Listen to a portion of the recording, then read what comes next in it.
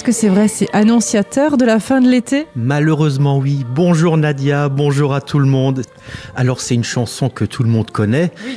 Et bon, on va s'excuser auprès des auditeurs parce que maintenant on leur a certainement mis le refrain en tête. Ils vont l'avoir pour toute la journée. Alors, faut savoir, c'est une chanson populaire qui a été créée en 1942, donc ça date pas d'hier, et par deux dames, Jacqueline Desbattes pour les paroles et Francine Cocampo pour la mélodie. Et le point commun de ces deux dames, c'est qu'elles étaient toutes les deux chefs scouts. Ah, c'était une chanson scout ? Absolument, Nadia. Et ce qu'on appelle plus prosaïquement une ritournelle, c'est-à-dire un air à couplets répétés. Colchique dans les prés fleurissent. On l'a déjà en tête. Alors la colchique, on vous a mis une photo pour ceux qui auraient un petit peu de mal à se repérer.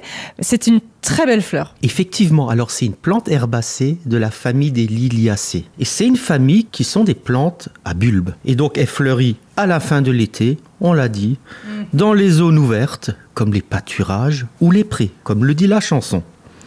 Alors il ne faudra pas la confondre avec le safran, qu'on appelle aussi le crocus. Oui, mais c'est vrai qu'elle me fait penser à cette fleur-là. Alors, faut surtout pas confondre, on verra un tout petit peu plus tard pourquoi.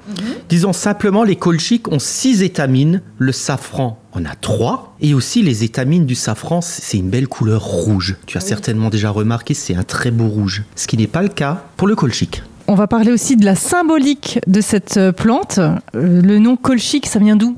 Alors, tout simplement, ça vient de Colchide. Connais-tu ce pays antique, Nadia ? J'avoue, là, je suis pas très douée, non, c'est où ?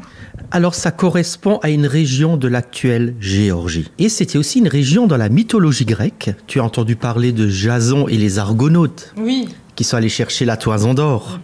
Et en fait, cette toison se trouvait en Colchide. Et c'est aussi en Colchide que vivait la magicienne Médée. Alors Médée, elle est tombée follement amoureuse de Jason, mais Jason, on va dire, n'a pas été très cavalier avec elle et l'a abandonnée pour épouser une autre femme, mais c'est sans compter sur la vengeance de Médée qui en fait a envoyé à sa rivale une robe empoisonnée. Et sa rivale l'a portée et tout simplement, la robe s'est enflammée sur elle.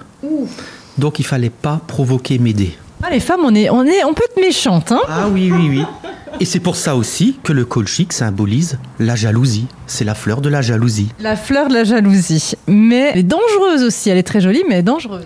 Alors, elle est aussi dangereuse que Médée quand elle est en colère.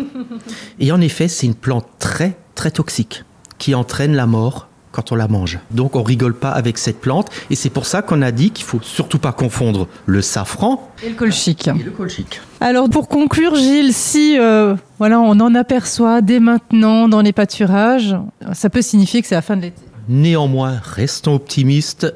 Il y a encore de beaux jours qui nous attendent. Sinon, on essaiera de se consoler en forêt avec les champignons. Également avec prudence. Donc oui, le colchique nous annonce l'automne à venir. Et bientôt, les feuilles vont remplacer les fleurs. Alors on va conclure avec une phrase d'Albert Camus. L'automne est un deuxième printemps où chaque feuille est une fleur.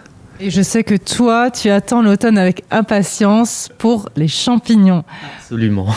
Merci Gilles et à très vite à nouveau sur Radio Mélodie. Avec plaisir.